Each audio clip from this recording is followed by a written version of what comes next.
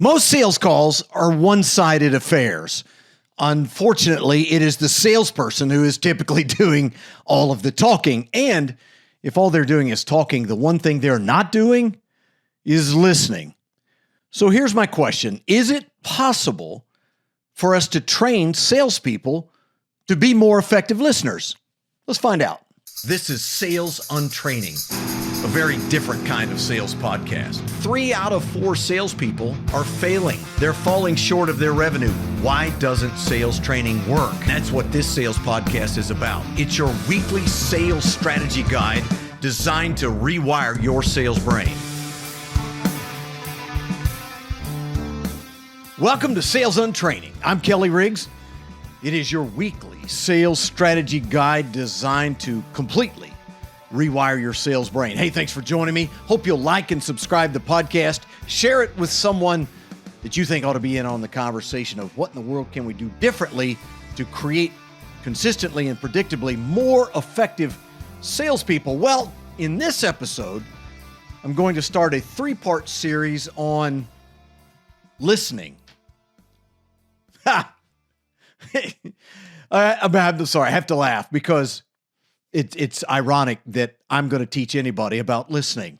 According to my wife, I might have qualified as the absolute worst listener in the history of the planet at one point early on in our marriage. I had to learn quickly. Now been married well over 40 years, so I learned something along the way, but we're going to start a 3-part series. You know, what's really interesting about the concept is many years ago, people would ask me, hey, what is the most critical skill any salespeople has to master in order to be successful as a salesperson? Never hesitate. I'd say that's easy.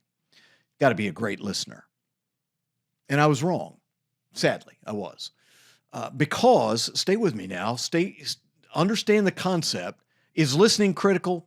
Absolutely. However, if you're not asking the right questions, then the answers you're getting are not good. They're ineffective. You're not getting good information. You're not understanding the opportunity at its greatest depth, which will handcuff you as you go forward to try to close a deal. It's just that simple. And so part of being a really great listener, an effective listener, begins with the single most important skill that you have to learn, and that's asking great questions. In that regard, I want to refer you back to episode number 78 about discovery and why it is broken, and it's because we just have not learned how to ask great questions. Really encourage you to check out that episode. But let's talk a little bit more about listening once we get some of those questions. Well, listen, here's the reality. First step in being a really effective listener is you've got to be getting good information or your listening skills are going to waste. So let's set that down as an absolute imperative. But this is the reality. I have no idea how many thousands of sales calls, both real and role play calls that I have listened to, set in on, critiqued, participated in, done myself. Have no idea.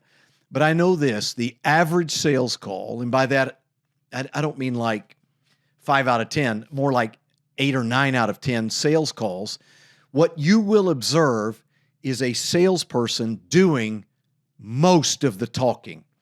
They might start off with a question or two, but before it's all said and done, they've racked up more than 60, 70, sometimes 80% of the time by talking. It's a crazy idea that salespeople somehow become affixed to, that controlling a conversation means talking a lot. And what great conversationalists will tell you, what great salespeople will tell you, what great leaders will tell you is that if you want to be a great conversationalist, if you want to be effective, you need to learn to talk less, ask the right questions, and then really turn off your brain and listen to what people are saying. It's really interesting. If we can break this down into an analogy, let's look at a car. You've got a motor, and you've got a transmission, and you've got tires. Without a motor, without something to power the automobile, it's going nowhere.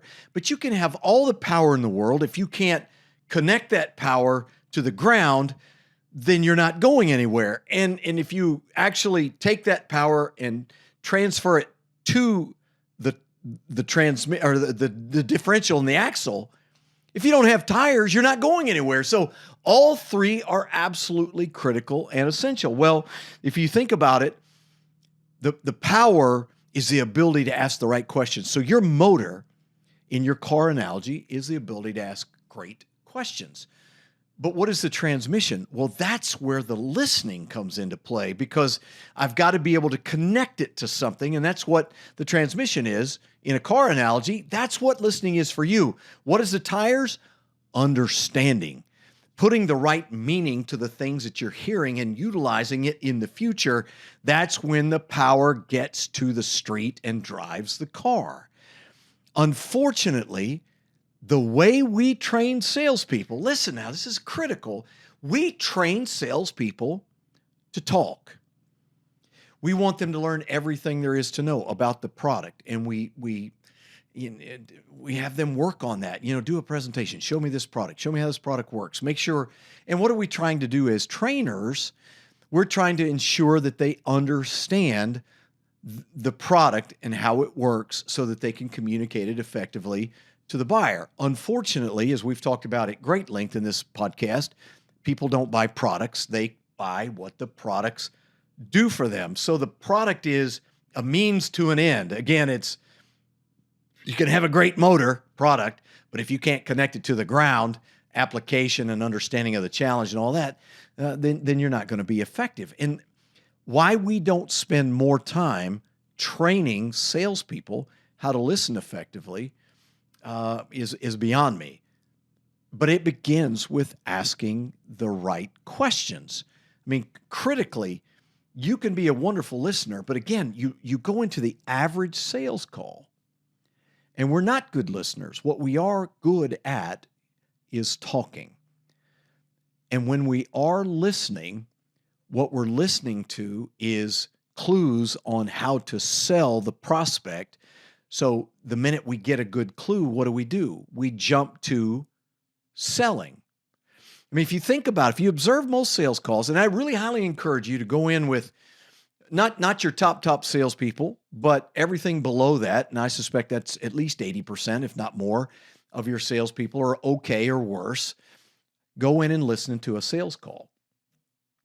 The kinds of questions they're going to be asking are typically fact-based questions. What do you use now? How long have you had it? Did you get a warranty? Is it under service contract? Is there a budget for a new one? And on and on and on it goes. We're trying to find out the information that we need in order to sell a product. And the minute we get a clue about a product, then we want to jump into the sales side. And this is what creates a lot of problems. So there's way, way, way too much talking, which we dominate the conversation. And in real life, the vast majority of time, that's an issue, right? It becomes a challenge that we're not even taking in any kind of nuance about the prospect or how they feel about things or what's going on, because we're not asking those questions. I mean, for example, let's think about rapport building. We typically, first call, human nature is, in most salespeople, if not all salespeople, will engage in some level of rapport building. And if you it's predictable. If you listen as an observer, what you'll see is that a salesperson will get the party started with a conversation starter about, how are you doing? Well, I'm fine. And they'll say, how are you? Well, I'm fine. I mean, it's really cursory stuff. And there's no depth, there's no exploration of the answer, so forth. It's really cursory.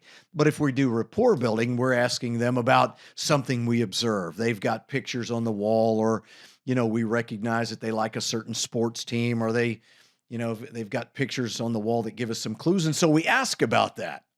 Now, this is where it gets interesting, because we ask about it, and they tell us something about, that's my team, or that's where I went hunting, or I was with a good friend on vacation, or my family, or whatever. Watch what most salespeople do. They almost always pivot immediately to telling their own story. They're not listening. Here's the difference. I mean, you've probably heard this at some point in your career as a sales leader. Are people listening to answer, or are they listening to understand? There's a difference. Are you listening to respond, or are you listening to learn? There's a huge difference. So for most salespeople, they start the conversation, they get a response, and immediately, because I'm building rapport, they jump in and start telling their own version of the same story. Well, yes, I really like that team as well, or my team is some other team, or hey, we went there for vacation once. It was amazing, because now we're connecting, right? You've done it, I do it. You like them, I like them. We're building rapport. You know what we're not doing? Listening. No, we're not at all. We're just listening to respond. Imagine if somebody said, yeah, my favorite team, whatever team it is. And you say, well, how did that get to be your team? Oh, I grew up there. Really? What part of the town, what part of the city did you live in? Were you always a sports fan? Did your dad take you? They tell you, my dad used to take me to games. What was that like growing up, going to games? How often did you do that? Counterintuitively, most salespeople believe that building rapport is about matching story for story. We like the same things. See how alike we are? See how copacetic we are? Instead of, no, actually, building rapport happens, according to psychologists, when I feel listened to. You go away and I think, well, that was a great conversation. You know what makes for a great conversationalist? Really good questions. Turn off your brain. Listen and expand on what you're hearing. Find out more. Go into greater depth. That's the first key in listening. And you know what's cool about it? You can practice anywhere. No, you can practice anywhere. Any conversation. You can with new people you meet. You meet somebody at a sports bar. You meet somebody at a soccer game. You meet somebody in a grocery store. You meet somebody, new person at work. What do we typically do? I've got a couple of good friends that are like this that, we're talking to each other, and sadly, I fall into the same trap because we've been friends for so many years. But you say you did something, and I've got two friends immediately will jump in and tell me all about their experiences and where they've been and how long they've been doing it. And I've got one friend in particular. He can hear someone else talking about something anywhere else in the room where we are, and he will jump in immediately. Yeah, I've been there. Yeah, I did that. And yeah, let me tell you about my story. Now, greatest guy in the world. I mean, world-class friend. Friends for more than 40 years. But it can be annoying to people that you're always talking about yourself, but worse, way worse, is you're not getting information that's helpful. And that's the critical mistake that we make. Well, coming up next, let's look at the first key to becoming a great listener on the other side. Stay with me.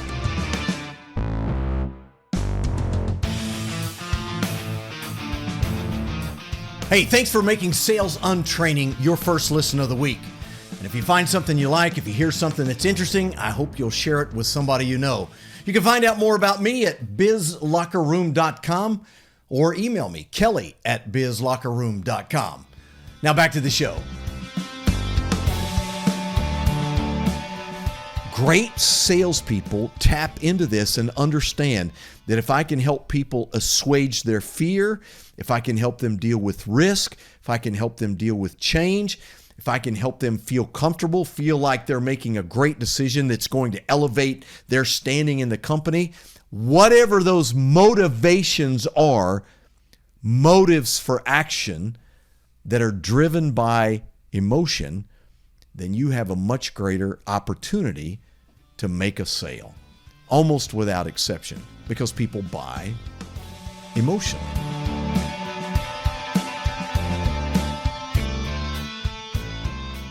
Welcome back. It's Sales Untraining, your weekly sales strategy guide designed to completely rewire your sales game. Well, this is the first in a three-part series about listening. Absolutely fundamental, critical skill to master to be effective. Now, as we've pointed out, the first step in being a great listener is to ensure that you're getting good information. That comes on the basis of questions. In fact, I referenced a previous episode number 78 of Sales and Training, why most sales teams fail at discovery. Again, let me recommend that you go find that one somewhere and listen to it as we talk about asking the right questions. I want to suggest to you that if I said to you as a salesperson, if you'll listen very carefully in this conversation with your prospect, if you ask the following questions and you dig in and find out more about the answers to these questions, you will find out every single thing you need to win this deal. I think fundamentally it would change the way people look at sales calls. And my experience is that's exactly the truth. I think the issue for most salespeople is they've been conditioned to sell. And so selling is telling people all about my product and how great it is and wonderful because I believe in it. I passionately believe in the product. You know, I've been told over and over how good it is, and I've become a believer, and I just can't wait to share everything I know about the product with you. So we train people to talk, and you see it. One of the single most common complaints that prospects have about salespeople is they talk too much. I mean, if we're doing a contest and asking what is the single most common answer by prospects, that's it. That in a landslide, they talk too much. They won't be quiet long enough to get any kind of good information. But if we condition salespeople to think differently, to say all of the clues that you need to make a sale, I mean, to close this deal, I am going to give you during the course of our conversation, I think it would change our approach fairly dramatically. The reality is to become an effective listener, you have to truly care about what the other person is saying. It's not that you're just using their answers to fill in blanks so that you can come back to them. That's not really empathetic, and it's not truly listening. It's, as we mentioned in the first segment, it's listening to respond, listening to reply. It's not listening to learn and understand. And that's the critical part of your training that's missing, is training people to get curious. This is the first key in becoming a really effective listener. Yes, you have to ask great questions early on. In fact, instead of asking fact-based questions, you're much better served to ask questions about people's opinions, to ask questions about ideas or concepts, to ask questions about people's experiences with regards to something. And once those first answers come, instead of your brain being cued into, wow, there's something I can sell. Wow, we have one of those. Yes, we can address this situation. I have something that's going to solve that problem. Instead of doing that, you have to train your salespeople that you are not allowed to mention one word about your product until you've asked several more curiosity questions. You have to then really, really, really listen. So that first question out of the chute, designed to elicit an opinion, to consider a concept or an idea, to ask their opinion about an idea, to ask about background or experience, I have to turn off my brain. I am not interested in selling. One of the primary principles that I emphasize in all of the training that I do with salespeople and training sales leaders to be more effective coaches, is you have to tell your salespeople, we do not sell on the first call. We don't do it.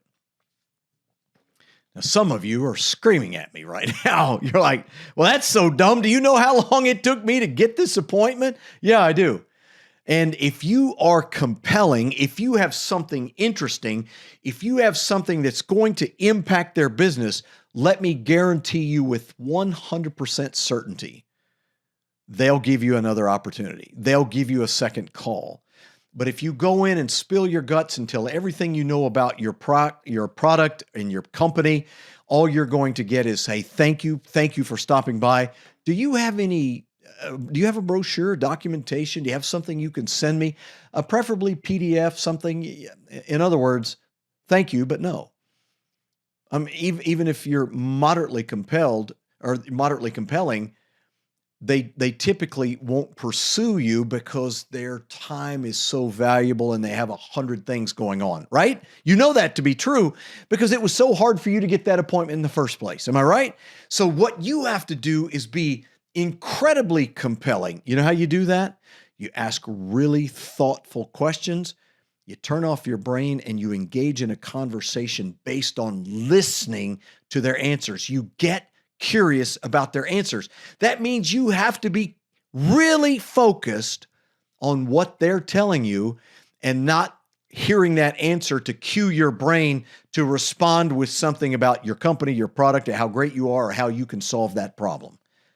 No, it's the first step in becoming a great listener is learning how to answer the first answers to their question, to your questions. Does that make sense? It's the question behind the question.